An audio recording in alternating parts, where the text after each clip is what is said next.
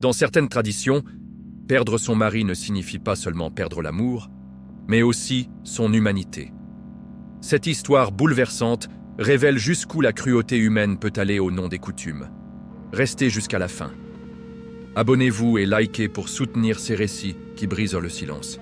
Avant que la mort ne frappe à sa porte, Aïcha menait une vie simple, discrète, presque invisible aux yeux du monde.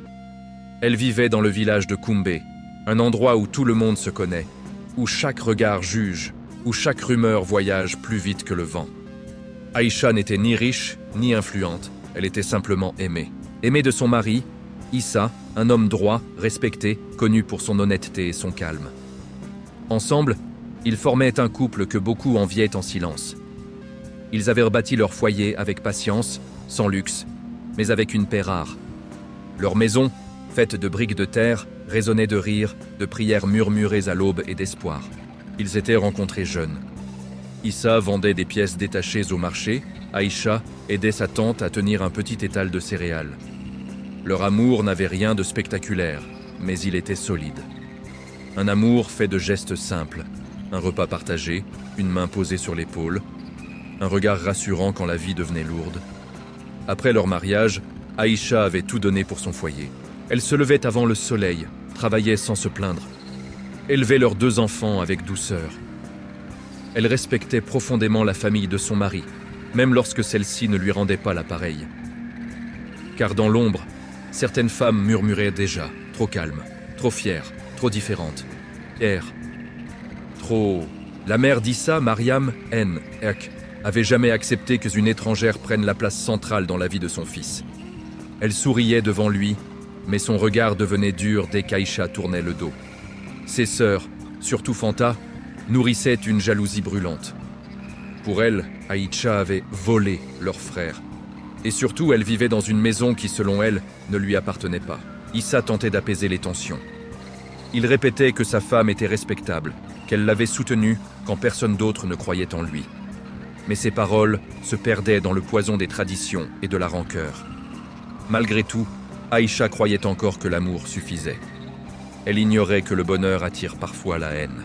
Elle ignorait surtout que le destin préparait une épreuve qui allait transformer son deuil en cauchemar et son silence en condamnation.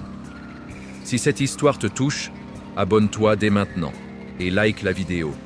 Ton soutien permet à ces récits d'exister et de briser le silence. La maladie d'Issa ne frappa pas d'un seul coup. Elle s'insinua lentement, presque discrètement, comme un voleur dans la nuit. Au début, ce n'était qu'une fatigue inhabituelle. Issa rentrait du marché plus tôt que d'habitude, le regard éteint, le corps lourd. Aïcha pensa d'abord que c'était le travail, la chaleur, le poids des responsabilités. Mais les jours passèrent, et la fatigue devint faiblesse. Issa mangeait peu, parlait encore moins. Ses nuits étaient agitées, ponctuées de toux sèches et de soupirs étouffés. Aïcha veillait en silence, priant pour que ce ne soit rien de grave. Elle refusait de croire que le mal pouvait s'installer dans leur foyer. Autour d'eux, les regards commencèrent à changer. Au village, on observe tout. Les femmes au puits murmuraient « Il maigrit trop vite ». Avant son mariage, il était fort. Aïcha entendait ces paroles, mais elle les chassait de son esprit. Elle redoublait d'efforts, tisanes traditionnelles, plats chauds, massages, prières nocturnes. Elle faisait tout ce qu'une épouse aimante pouvait faire. Pourtant, chaque matin, Issa semblait un peu plus loin. Quand Aïcha proposa l'hôpital, la famille d'Issa s'y opposa. Ce n'est rien, juste un sort passager. Les médecins coûtent cher et ne comprennent pas nos réalités. Mais derrière ces mots se cachait autre chose. Fanta observait Aïcha avec insistance, un regard lourd, accusateur. Un jour, devant tout le monde, elle lâcha. « Et depuis que mon frère t'a épousé, il ne connaît que le malheur. » Ces mots frappèrent Aïcha comme une gifle. Issa tenta de la défendre, mais sa voix manquait de force. Le poison du soupçon avait été versé, et il commençait à se répandre. La maladie s'aggrava brutalement. Les yeux d'Issa jaunirent, son ventre enfla, ses jambes tremblaient. Cette fois, Aïcha n'attendit plus l'accord de personne. Elle utilisa ses maigres économies et l'emmena à l'hôpital de la ville voisine. Les examens furent longs, coûteux, épuisants. Quand le médecin annonça le diagnostic, Aïcha sentit le sol se dérober sous ses pieds. Une maladie grave, incertaine, sournoise. Elle serra la main de son mari, refusant de pleurer devant lui. Elle se promit de se battre, coûte que coûte. Mais au village, une autre bataille venait de commencer. Car pour certains, la maladie d'Issa n'était pas un hasard. Elle avait un nom. Et ce nom, c'était Aïcha. La faim arriva un matin sans lumière. Le ciel était lourd, immobile, comme s'il retenait son souffle. Issa respirait difficilement depuis la veille. Chaque inspiration semblait être un combat. Aïcha ne l'avait pas quitté une seule seconde. Elle lui tenait la main, froide et moite, murmurant des prières qu'elle récitait depuis l'enfance. À l'aube, Issa ouvrit les yeux une dernière fois. Il chercha le visage de sa femme, tenta de parler, mais aucun son ne sortit. Une larme glissa sur sa tempe. Puis son corps se détendit. Le silence s'installa. Un silence si violent qu'Aïcha crut devenir folle. Elle resta là, immobile, incapable de crier. Son monde venait de s'effondrer, mais ses larmes refusaient encore de couler. Quand la nouvelle se répandit, les cris envahirent la maison. Les voisins accoururent, les femmes pleuraient, les hommes murmuraient. La famille d'Issa arriva en trombe. Fanta fut la première à briser le deuil par la haine. On l'a tué. Mon frère ne pouvait pas mourir comme ça. Ces mots traversèrent la cour comme une lame. Tous les regards se tournèrent vers Aïcha. Elle comprit alors que son malheur ne faisait que commencer. On lui retira le corps de son mari. On lui interdit de le toucher. La veuve doit rester à l'écart jusqu'à la purification. Aïcha obéit. Elle s'assit sur une natte, vêtue de noir, la tête baissée. Autour d'elle, les murmures grossissaient. On parlait de sorcellerie, d'empoisonnement lent, de mal caché derrière un visage doux. Fanta ne s'arrêta plus. Elle cria devant tous. « Cette femme a apporté la mort dans notre famille. » Personne ne la défendit. Même ceux qui connaissaient la bonté d'Aïcha restèrent de silencieux. Par peur, par lâcheté, par respect aveugle des traditions. Les funérailles se préparèrent sans elle. On décidait de tout à sa place. Elle n'était plus une épouse. Elle n'était plus une femme. Elle était devenue une suspecte. La nuit précédant l'enterrement, Aïcha ne dormit pas. Elle regardait ses enfants, blottis l'un contre l'autre, inconscients du drame. Elle se demanda comment expliquer l'inexplicable. Comment survivre quand la douleur se transforme en accusation? Au lever du jour, Fanta fit apporter une calebasse. L'eau à l'intérieur était sombre, trouble. Demain, elle prouvera son innocence. À cet instant précis, Aïcha comprit que la mort d'Issa n'était pas la fin de son calvaire, mais le début d'une épreuve inhumaine, où la tradition devenait une arme, et la foule, un tribunal sans pitié. Le jour des funérailles arriva avec une lourdeur suffocante. Le village entier s'était rassemblé dans la cour familiale. Des visages fermés, des regards curieux, certains compatissants, d'autres déjà condamnateurs. Les tambours funéraires battaient lentement, comme un cœur fatigué. Aïcha fut amenée au centre de la cour.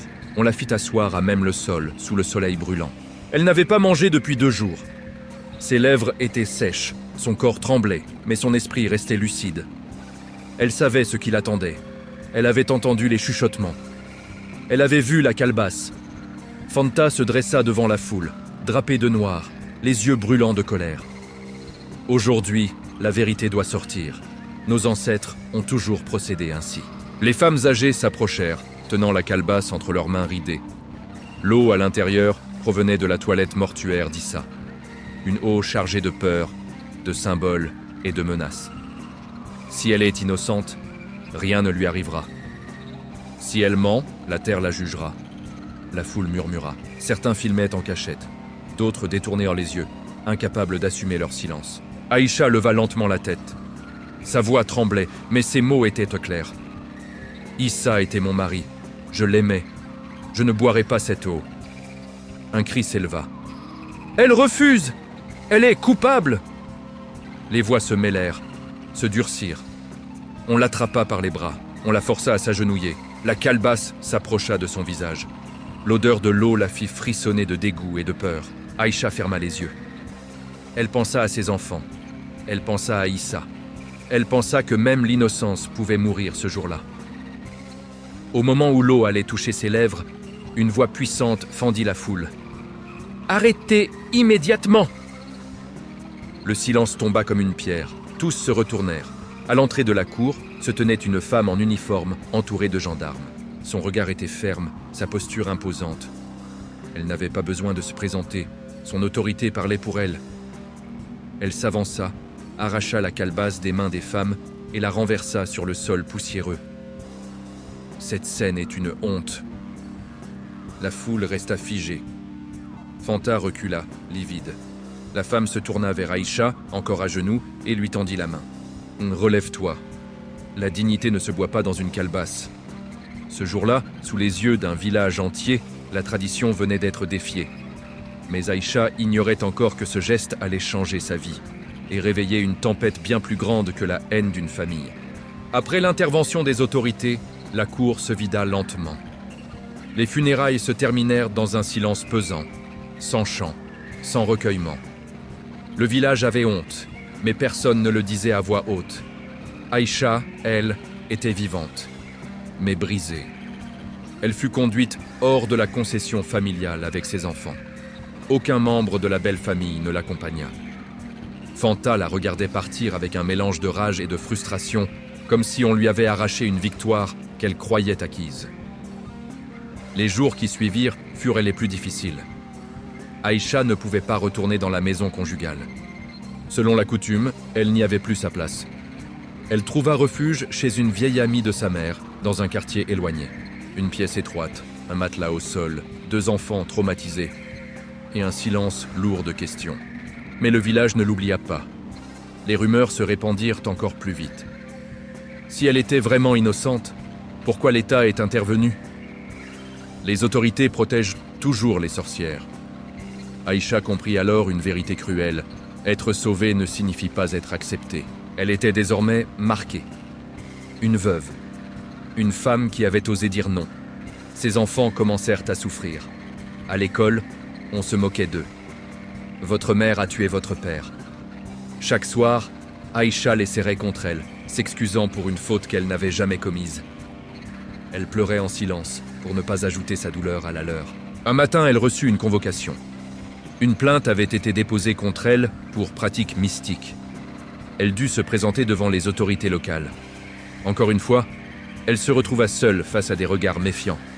Elle raconta tout, sans crier, sans supplier, avec une dignité qui força le respect de certains. Grâce aux témoignages et aux preuves médicales, l'affaire fut classée. Mais aucune excuse ne suivit. La justice l'avait épargnée, pas la société. Pourtant, quelque chose avait changé en Aïcha. La peur faisait place à une détermination nouvelle. Elle comprit que son silence avait failli la tuer et que sa survie avait un sens. Elle commença à parler, d'abord timidement, puis avec assurance, à d'autres veuves, à des associations, à des femmes qui avaient vécu l'humiliation en silence. Le prix du courage était lourd, mais Aïcha n'était plus seule. Et sans le savoir, elle venait d'ouvrir une porte que beaucoup n'osaient même pas regarder. Au début, Aïcha parlait à voix basse, comme si la peur pouvait encore l'entendre. Elle racontait son histoire dans des cours fermés, entre femmes, loin des oreilles indiscrètes. Des veuves, des mères, des jeunes épouses inquiètes. Toutes l'écoutaient avec les mêmes yeux, fatiguées, blessées, mais affamées de vérité. Très vite, les témoignages affluèrent. Une femme raconta comment on l'avait rasée de force après la mort de son mari. Une autre expliqua qu'on, elle, avait privé de ses enfants jusqu'à ce que, elle prouve son innocence. Certaines avaient bu l'eau de la honte. D'autres n'avaient jamais survécu à l'épreuve. Aïcha comprit que son histoire n'était qu'une goutte dans un océan de souffrance. Une association de défense des droits des femmes entendit parler d'elle. On l'invita à une réunion, puis à une autre. Un jour, on lui demanda de témoigner devant des responsables locaux. Elle hésita. Se montrer, c'était s'exposer. Mais se taire, c'était trahir toutes celles qui n'avaient plus de voix. Le jour de son premier témoignage public, ses mains tremblaient. La salle était pleine. Des journalistes prenaient des notes. Des caméras filmaient. Aïcha raconta tout. La maladie, la mort, l'accusation, la calebasse, le silence de la foule. À la fin, Personne n'applaudit. Il n'y avait pas de place pour le spectacle. Mais il y avait quelque chose de plus fort. Le choc, le malaise, la prise de conscience. Les images circulèrent. Les réseaux sociaux s'enflammèrent. Plus jamais ça. Les traditions ne doivent pas tuer. Mais avec la visibilité vint la menace. Des messages anonymes arrivèrent. Tu salis nos coutumes. Aïcha eut peur. Une vraie peur. Celle qui serre la gorge. Mais elle continua. Parce qu'elle savait désormais que reculer, c'était mourir une seconde fois. Son nom devint un symbole. Pas par choix, par nécessité. Elle ne parlait plus seulement pour elle, mais pour toutes celles que la tradition avait réduites au silence. Et pendant que sa voix montait, quelque part dans l'ombre, la haine grandissait aussi. Car ceux qui perdent leur pouvoir n'acceptent jamais de le perdre sans frapper. La nuit, Aïcha ne dormait plus vraiment. Même quand la maison était silencieuse, même quand ses enfants respiraient paisiblement, son esprit restait en alerte. Chaque bruit lui semblait suspect. Chaque ombre prenait une forme menaçante. La peur, qu'elle croyait avoir vaincue, était revenue, plus sournoise. Les menaces se firent plus précises. Des inconnus l'attendaient parfois près de son lieu de travail associatif. « Tu vas trop loin. Une femme ne défie pas les anciens. » Un soir, en rentrant, elle trouva la porte de sa maison forcée. Rien n'avait été volé. C'était un message. Aïcha s'assit sur le sol, le cœur battant, réalisant que sa parole avait un prix plus élevé qu'elle ne l'avait imaginé. Ses enfants commencèrent à poser des questions. « Maman, pourquoi des gens nous détestent ?» Elle ne sut que répondre. Comment expliquer la haine née de la peur de perdre un pouvoir injuste ? Les autorités lui proposèrent une protection temporaire. Elle hésita. Accepter, c'était admettre que le danger était réel. Refuser, c'était mettre ses enfants en péril. Elle accepta. 2 hommes en uniforme devinrent l'ombre silencieuse de sa vie. Dans le village de Koumbé, la colère montait. Certains anciens se sentaient humiliés. Pour eux, Aïcha était devenue une traîtresse. Une femme qui livrait leurs secrets au monde extérieur. Fanta, elle, ne parlait plus en public. Mais son silence était plus inquiétant que ses cris d'autrefois. Un soir, lors d'une réunion communautaire, un homme osa dire à voix haute « Si on laisse cette femme continuer, nos traditions mourront. » Aïcha comprit alors que ce combat dépassait sa personne. Il opposait 2 mondes, celui de la dignité humaine et celui de la peur déguisée en tradition. Malgré la terreur, elle continua à témoigner. Sa voix tremblait parfois, mais elle ne se brisait plus. Chaque mot était une victoire contre ceux qui voulaient la réduire au silence. Mais dans l'ombre, quelque chose se préparait. Un événement qui allait bouleverser l'équilibre fragile entre justice et vengeance et pousser cette histoire vers son dénouement. Le basculement se produisit un matin ordinaire. La radio nationale interrompit ses programmes pour annoncer une nouvelle qui secoua tout le pays. Une réforme venait d'être adoptée. Désormais, toute pratique coutumière portant atteinte à la dignité des veuves serait considérée comme un crime.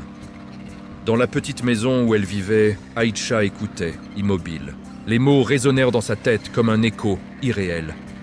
Elle pensa à Issa, à la calebasse, à cette eau qu'on avait voulu lui faire boire pour prouver une innocence qui n'avait jamais été salie. Son combat n'avait pas été vain. Les médias revinrent vers elle. On la qualifia de symbole. Elle n'aimait pas ce mot. Elle ne s'était jamais battue pour devenir un visage public. Elle s'était battue pour survivre, pour que ses enfants grandissent sans honte. À Koumbé, les regards changèrent. Lentement.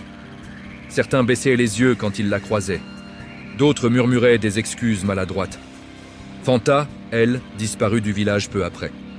Certains parlaient de maladie, d'autres de remords. Personne ne savait vraiment. Aïcha retourna un jour devant la maison qu'elle avait quittée. Elle ne pleura pas. Elle comprit que ce lieu appartenait au passé. Son avenir était ailleurs, dans les écoles, les associations, les salles où l'on parlait enfin de justice et non de peur. Ses enfants souriaient de nouveau. Ils marchèrent la tête haute. L'histoire d'Aïcha se transmit de bouche à oreille. Non plus comme un scandale, mais comme un avertissement. Une preuve que le silence tue et que la parole peut sauver. Et si toi qui écoutes cette histoire, tu choisis de ne pas détourner le regard, alors ce combat devient aussi le tien. Si cette histoire t'a marqué, abonne-toi et like la vidéo. Ensemble, Faisons en sorte que plus jamais une femme ne boive l'eau de la honte.